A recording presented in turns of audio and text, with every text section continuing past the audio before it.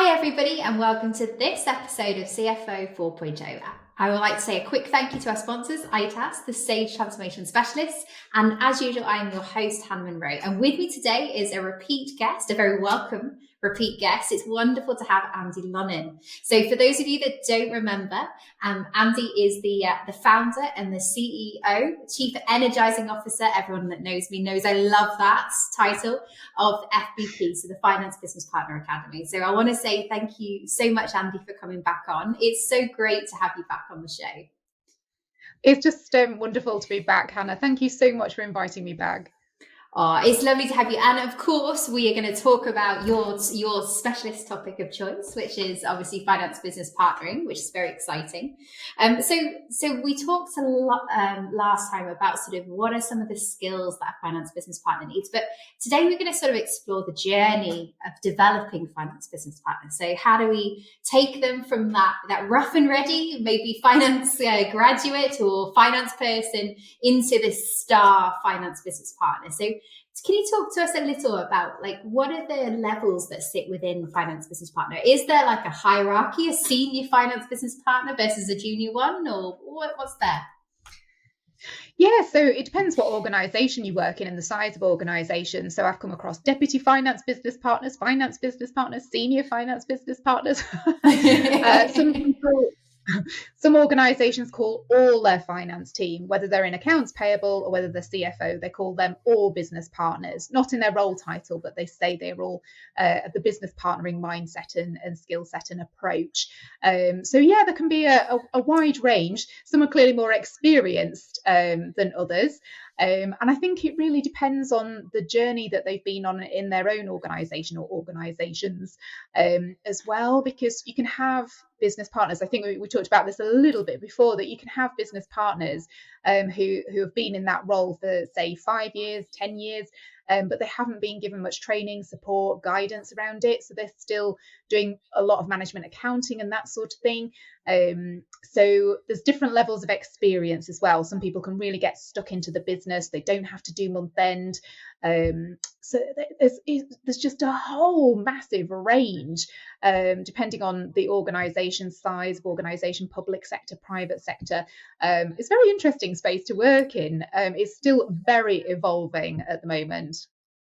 So tell us a little bit about, what does a great finance business partner look like? One that's fully enabled, up and running. What does that role and that capability add to a business? Oh my goodness. Someone who can really bring their unique finance experience, finance skill set, and translate that into what the business needs. So how can you use your financial information to help the business make smarter, more informed decisions? How do you help them improve performance? How do you help them achieve strategic and commercial priorities? It's really connecting the dots between your numbers and how they help the business. We're talking business partnering very much about future focus, so forecasting, budgeting, those kind of skill sets. But you do need that past information as well, so that the whole business can learn what the current position is and where to go next. It's using that information. That is completely different to the traditional accountant who produces numbers and hands over a report. It's not about that. An enabled finance business partner is someone who really actively, proactively and constructively works in the business with key stakeholders, so that those stakeholders really understand the financial position. They know what sort of decisions to make, what different scenarios are. So do I make this decision or that decision? What's the impact here? What's the impact there? So it really is connecting that incredible finance skill set that accountants have, but really hugely connecting it to the business and speaking in a language that everyone can understand. That is a real skill. You almost have to unlearn all those finance words that we all had to learn once upon a time to speak in a language that everyone can understand and make decisions on. So that's how I would describe a really enabled business partner. So I think we touched on this last time, but just for those perhaps haven't heard that episode or have forgotten it, because I think we said it was way back when, earlier this year. What are the key components or the key attributes of a finance business partner? Yeah, so we kind of have 4 key categories of skill sets, which encapsulate the 9 C's finance business partner formula. So we'd have, for example, business skills. So clear strategic thinker, commercial acumen. Very important to have these business skills to connect with the business, to understand your business, to understand your industry, to understand where your organization is going. We talk about partnering skills, so connect and collaborate, being very much about relationship building, really connecting with individuals. Influencing is so important in the finance business partner space, not telling, influencing. Negotiating skills, all of these are encapsulated under connect and collaborate. Communicating financial information simply and effectively is a key partnering skill. Being a change agent and challenging the status quo, so important, and something that finance people can feel a bit uncomfortable with, that word challenge, because it's not always about being popular, if you like. There are difficult decisions to be made in some organizations or at certain times. So getting more comfortable with that and realizing that it's for the greater good. So that strategic piece again. So business skills, partnering skills, some that we call enabling skills. So things like curiosity, helping people be more curious, be more creative with their solutions. What is the art of the possible rather than doing what's always been done? And having that can-do attitude, because it's not always so easy being a business partner. And then we talk about being calm, confident, in control. I think it was the PwC research report into business partnering talked about still having to earn that trust to sit at the decision-making table. And one of a key way you can do that is to be or present yourself as calm, confident, and in control, and not flapping and it's this deadline, that deadline, and so on. And also digital skills, which I know you'll love. So we encapsulate that under computer. Everything starts with a C, the 9 C's model. Digital mindset. So how can you automate? How can you become more efficient? How can you think digital first to enable you to free up time to do that more value-adding partnering piece? And finally, competent finance professional. Kind of need to know your stuff to be able to help people as well. You don't need to know everything to do with finance. You don't have to learn every tax rule. I think there's over 900 pages of it, or every VAT rule. Know who do you know who can help you with that. I always think of partnering in the broadest sense. It's not just the individual or individuals that you are partnering with, marketing department, sales department, HR department, etc. I always think of partnering as with everybody. People in finance, who do you know who can help you interpret a piece of tax legislation, for example? Who do you know who external to the organisation has done this before that could help you as well? So I always like to think of partnering in as broad a sense as possible as well. So yeah, in terms of skill set, I hope that's helps people understand the types of things. There's lots of things that we need to do to be really strong business partners. And there's a lot in those 9 C's. I was trying to remember how many C's. I knew there were C's. I was trying to remember the official number from last time. But so 9 is the number. And I should remember that. But in terms of how do you assess your current finance business partners, or maybe a new finance business partner that's just come into role, how do you approach assessing those 9 C's and figuring out where somebody sits? Yeah, that's a great question, because when you're talking about softer skills, which a lot of these are, it's about behavioural skills. So when we start looking at assessing finance business partners, we have 5 key behaviours within each of the 9 C's. You see, this just gets longer and longer. And people score themselves and their managers score them as well. On a scale of 1 to 5, 1, I never do this or rarely do this, right through to 5, I absolutely rock at this, I can smash this. So it's looking at what sort of key behaviours are within each of those 9 C's. And then people can see where they're strong, which is usually a natural strength. And lots of people don't identify their natural strengths. They think it's easy, so they think everyone can do it, which isn't the case at all. It's really identifying where you're strong, so you can keep doing it and focusing on that. And then areas where you need to grow and develop and spend some time. And then it's looking at what are the different ways that I can develop those skills? And even as a training provider, I'd say it doesn't have to be a formal training course. It can be in terms of content and getting ideas and that sort of thing. But I think most important is actually getting out into the business and doing it. There is no you can't do anything other than by experience. You have to go out there, and that can take a lot of courage for people to go into the business, work with other people who are very busy, who might not want to speak to finance today, or they don't understand what finance is saying. So you can get knockbacks. Comes back to that can-do attitude. But I just don't think. I think a brilliant way to do it is really to get out there, to listen, to learn, to speak to others, to go along to as many different meetings as you can. I found that so beneficial, literally kind of gate crashing other team meetings to find out what happens on the ground, what are their challenges, how can then we help with those challenges. That's been a true business partner. If you can help them do something faster or better or more efficiently, then you're business partnering, you're adding value to the organization, you're helping move the business forwards. So I think, getting out into the business, I would say, is probably the best way that you can really develop that skill set and that knowledge and that ability to add greater value. So if you had a new finance business partner, maybe they're either new into role, as in they've never been a finance business partner, perhaps they're new to your organization, how would you structure their first, say 30 days, right? The first month in work, or maybe if you need 90 days, we'll go that far. How would you plan it out? What sorts of activities would you expect them to be doing? Oh, definitely. This is the best opportunity anyone ever has. It's so exciting because you can ask the daft question when you are brand new. So it really will be organising those meetings with your key stakeholders and really getting out to know the business.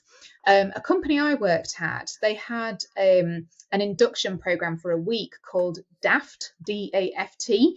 It actually stood for something. It stood for Departmental Awareness for Training, and it was just so brilliant. It was such a fantastic concept. It was a bit of fun, but it was getting out to every different part of the business, sitting with someone, whether it was the manager or a peer, in that part of the business, and you'd shadow them. So if you're in sales, you might listen to some phone calls and really learn about what it is that they're selling. If it was in HR, you'd I don't know what you'd go through, all sorts of different things that they do on a daily basis. IT used to blow my mind, all the different things that they used to do. But I would definitely, if I was structuring, or well, when I have structured things for people before, I think that's the most important thing. They have got to start getting known by other people, and meeting them in that informal way and being interested in what they're doing and asking questions. You really do start to build those relationships, that connect and collaborate piece.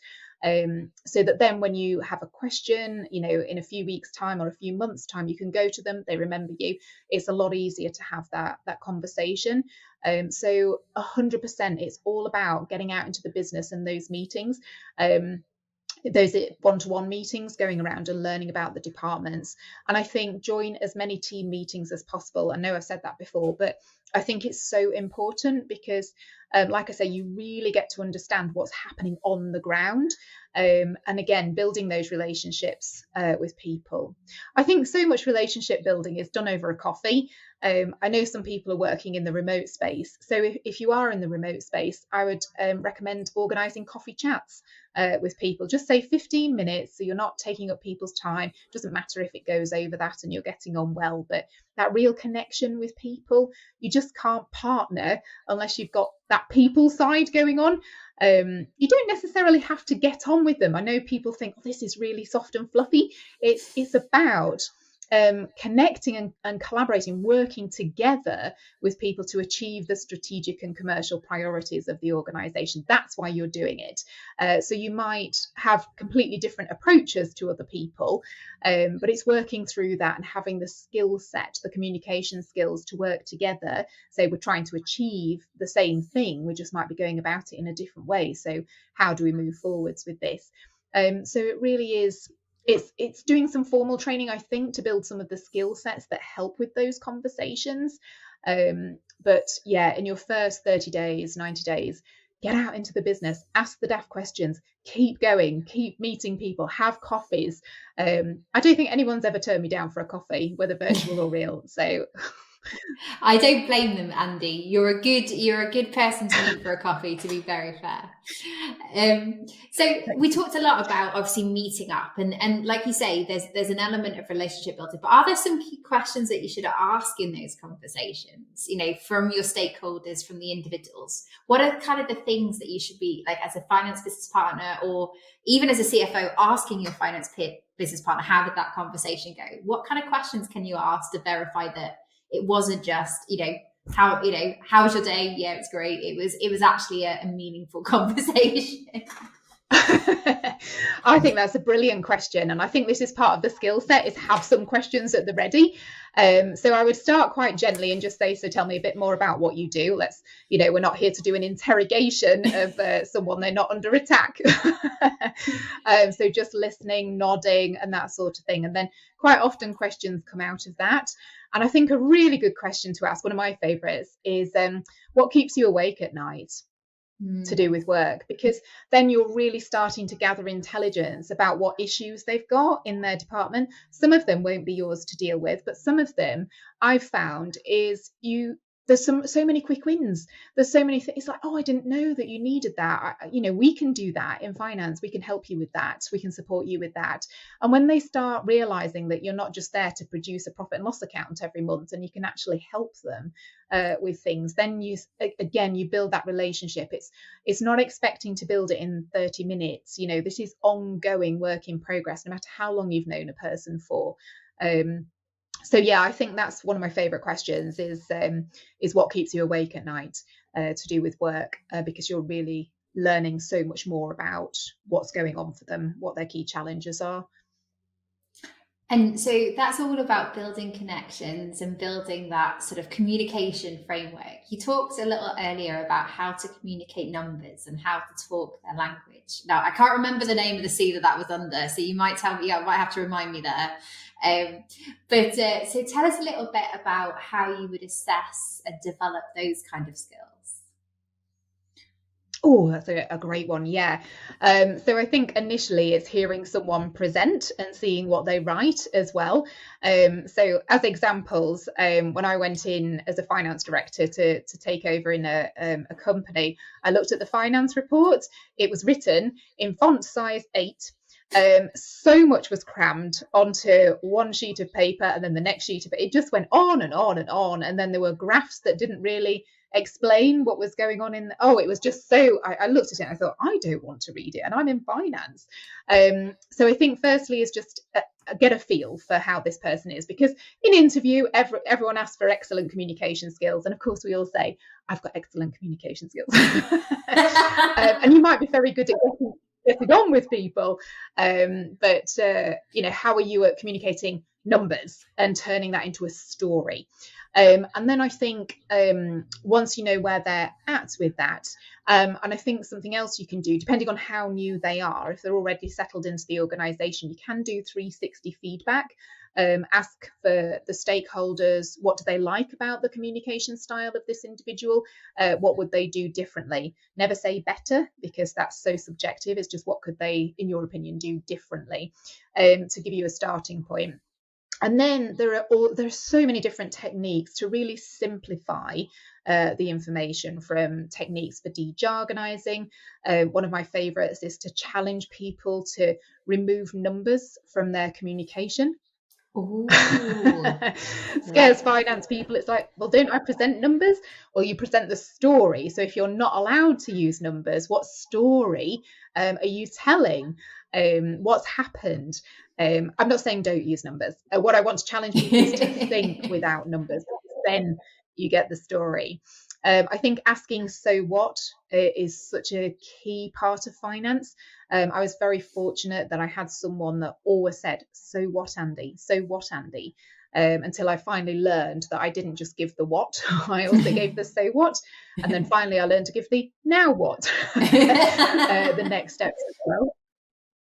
So there's different models and techniques that people can use to just strip back what it is that they're trying to say.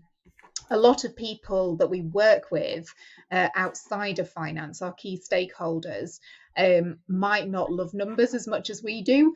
So it's finding a way to tell the story, to give the information without bamboozling or throwing a whole load of numbers at them. That's both in writing and verbally. You can always have the numbers in the appendices at the back and a high level number table as well in the report. But so there's some of the techniques that you can use for communicating more simply and effectively. And one of the other ones that I was really interested in was challenge. I'm pretty sure I've nailed the C on that one. But you talked about challenging, because there is an art to challenging. As a consultant, I know I've seen people challenge and have gone, oof, in their conversation. You know, you watch everyone's faces go in the room. What's the art of challenging as a finance business partner? What are some of the skills that you need to have? Oh, yes, exactly. Some people are like a bull in a china shop, aren't they? When it comes, that's what they think the word challenge is. To me, in business partnering, we want to challenge supportively and constructively. If we strip back, when you start a job, and anyone starting in any role, you do what you're shown. You might think at the time that's a bit bonkers, but I'll go with it and I'll sort it out a bit later when I know more about the business and more about what's expected. And then we get on the hamster wheel and we keep doing what's always being done, even if we think it's a bit bonkers. We don't challenge the status quo. We don't challenge the way things are done around here, mostly because we're busy and we've got deadlines to meet and so on. So when we're challenging someone about a process or a system or something that's going on, firstly, we want to try and depersonalize it. It's not about them, it's about the process. And secondly, it's doing it in a way that respects the fact that they've got the answers. This is what I'm trying to say. I'm not saying it very well.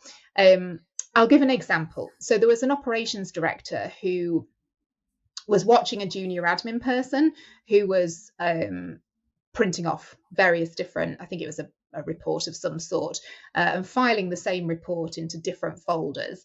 So rather than being a bull in a china shop and challenging why she was doing it the way she was doing, he said, can you talk me through so I can understand better? He kept all the onus on himself. I thought that was a brilliant skill to learn. It's not about the other person. Keep it on you.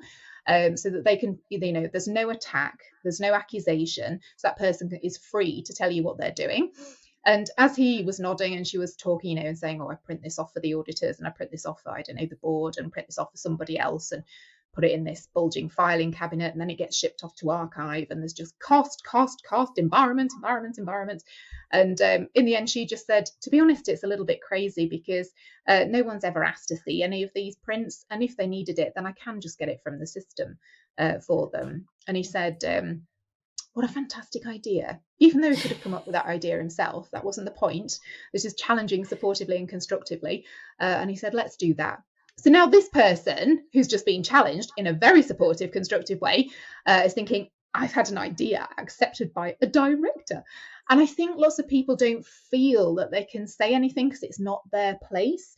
So sometimes it's the confidence to be able to do that. Some environments you might feel like other people will just say no all the time. So it really is creating that environment where ideas are welcomed and tried. And if they don't work, you try something else, So I hope that's given a good example of something that I learned, how I learned to challenge more supportively and constructively. I love how you tie those three words together. It's challenge, but do it supportively and constructively. Yes, absolutely. In terms of the other C, so curiosity. Now, I am a naturally curious person. So I think, we talk about sort of strengths and things. I'm always asking questions, kind of why I started a podcast. But that's not always a natural talent, is it? In terms of people, how do we create a culture of curiosity? How do we build that skill set within our finance business partners? Oh, absolutely. Do you know what? So many really strong business partners, they cite curiosity as the number one skill. And I think that's absolutely right. You have to be curious about the business. You have to be curious about the individuals who run the departments of the business and what makes them tick so you can connect with them better. So curiosity is a wonderful, skill to have. Curiosity about coming back to what is the art of the possible. So I think, again, making it safe for people to be curious and ask questions.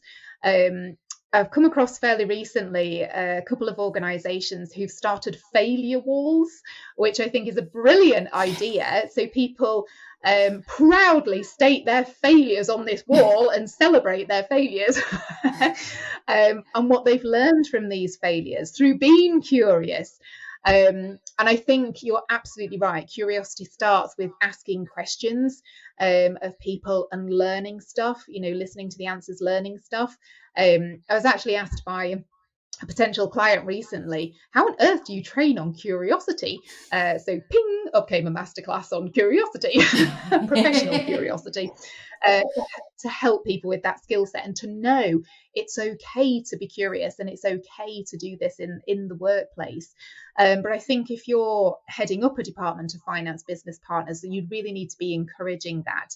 What have they been curious about today? Having those conversations. What have you learned today? What's been your insight from that? How are you going to take this forward? So having those curious conversations and encouraging it, on a daily basis. Everything to do with business partnering is, what do you do on a daily basis? That's what makes you a business partner. It's not something you do once every so often. And I love your comment about creating a safe space. What are some of the things that our CFOs and our finance leaders that listen to this podcast, what can they do to create a safe place for curiosity? I think this is something I was always super keen to do, because one organization I went into, everything was hidden. Anytime someone came up with an idea, they were pretty much shot down. It just wasn't encouraged at all. So to try and change a culture of so many years was a really interesting process. So it was gently doing it. It was making it okay to make mistakes, as it were, to come up with ideas, to come up with suggestions and celebrate that, share that with everybody, and then just together see how it would go. They weren't on their own trying something new. We were there behind them. If they needed support with something new, who could do what to help them? And if it didn't work, then we'd talk about what is the learning from that? What 3 things went well? What 3 things would we do differently with hindsight? What else can we try? So having those, they're quite straightforward conversations, but it does take time to help people know that that's okay if that's not been their environment before, and making things more open. Be open and honest yourself about failings that you've made, and what you've learned from it and what you do differently, which can be hard to do, to be vulnerable. I did find that difficult to begin with, but the more I could be open, the more other people could be open as well. It gave them permission. So those are the tips I would have for those CFOs listening today.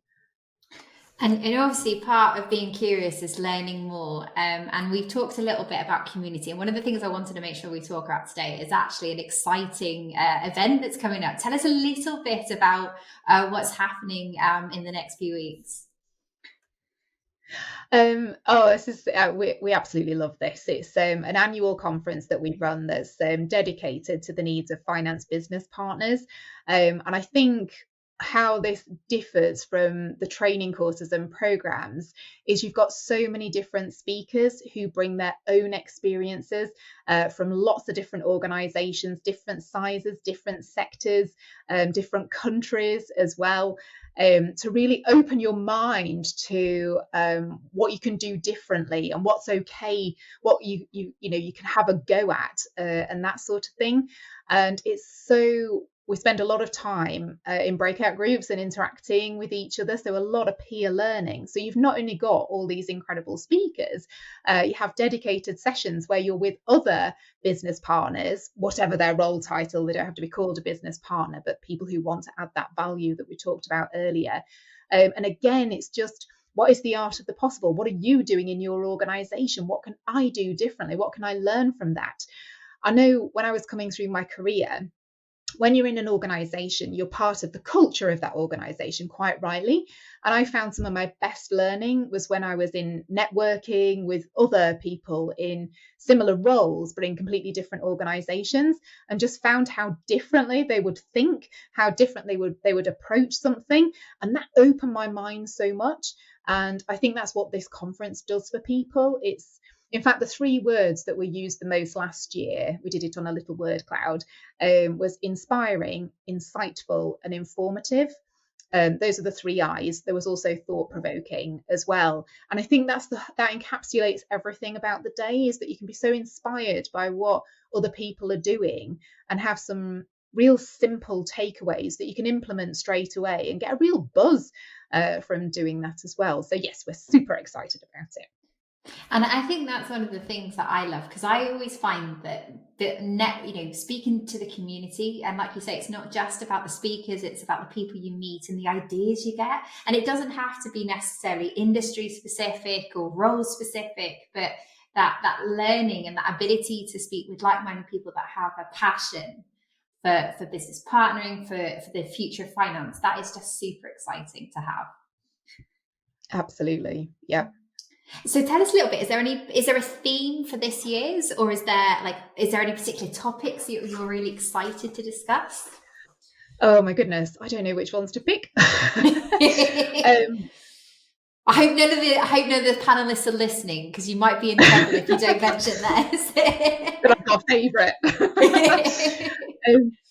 I think we always have 2 showcases, which are basically transformation journeys, finance business partner transformation journeys that 2 completely different organizations have been on.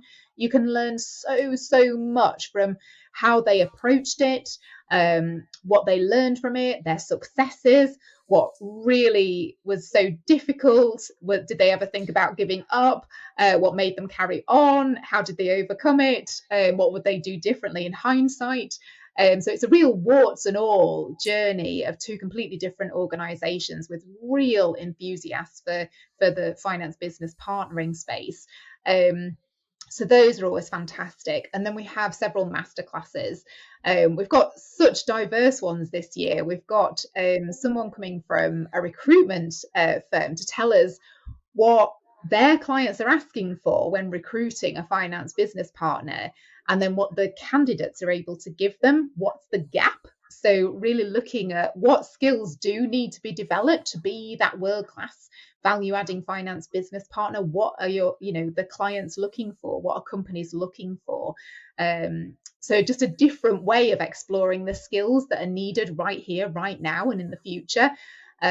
We've got business skills, strategic skills, commercial skills, with a wonderful chap who absolutely embodies finance business partnering. In the few years I've known him is in Dubai. He's gone to CFO really quickly of a large pharmaceutical organization. And he brings what he actually does on a daily basis. What a great person to learn from. We've also got some skills using Excel, always popular, and talking about imposter syndrome as well, because I don't know if you've talked about it much with others on the podcast, just how people can be really held back by their own thoughts and feelings, which I was so relieved when I found out that this was normal to, lack confidence in your abilities. Even if you've done all the training, you're doing all the right things, people tell you you're brilliant, but somehow inside it's just not good enough. So that imposter syndrome and how to overcome it, I think, will be a really interesting session. I'm definitely looking forward to that one, because then you're free to reach your potential by not being hampered by what's going on up here.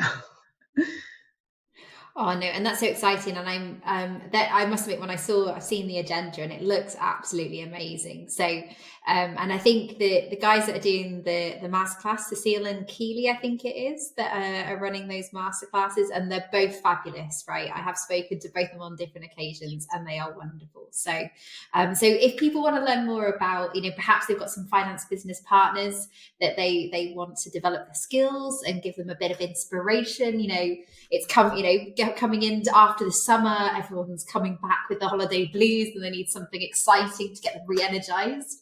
Where can they find out more about the conference, and where can they find obviously how to sign up to it as well? Absolutely. I love how you said that as well. Holiday blues. And it's tapping into that back to school feeling as well, isn't it? It's that wonderful feeling of I want to grow, I want to develop, and I want to learn. So yeah, they can go onto the website, which is fbpbootcamp.com, and they'll find all the details of the day there for them. Fabulous. And I believe you've got a bit of a bonus for our podcast listeners as well. A 10% discount. Oh, yay. Always welcome, especially by people in finance. Yeah, we like to cost cut, right? So yeah, absolutely, that's right. Yes, it's gonna. I want a fantastic day, but can I get it for cheaper? And the answer is yes, you can if you're a CFO 4.0 podcast listener. Yeah, if they go into the tickets and just type the code CFO10, and they will get a 10% discount off the ticket price. Amazing. And I think what's lovely is obviously one of the things I love about having you on the podcast is obviously sharing your enthusiasm for finance business partnering and what it can do for an organization. So I think that's always a great piece. If perhaps there's somebody new into role or thinking about the step into finance business partnering, they just want to see whether it's something that they're excited about. I think this is an amazing opportunity to learn and grow. And hey, I'm sure a lot of CFOs listen to this will go, actually, I'm not telling them a team. I'm interested in coming because that sounds fabulous. So I want to say a massive thank you, Andi, for coming on the show. And of course, to all of our listeners, if you are interested in attending the conference, if you want to learn more about Andi, because not only she's running this conference, but she puts out lots of great content on LinkedIn. It's how I found her.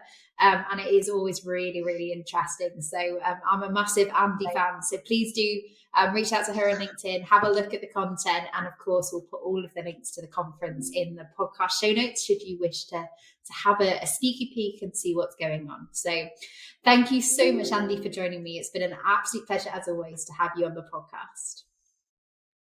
Oh, thank you so much, Hannah. Any excuse to talk to you and any excuse to talk business partnering. Thank you so much. Oh no, absolute pleasure. And guys, if there's some topics that you wish that I was talking with Andi, perhaps even some awesome topics that you hear about when you come to the conference or the boot camp, then please do reach out to me. Always looking for inspiration on topics and questions and thoughts from you guys as well. So please do reach out. So thanks everybody for listening, and we'll see you soon on the CFO 4.0 podcast.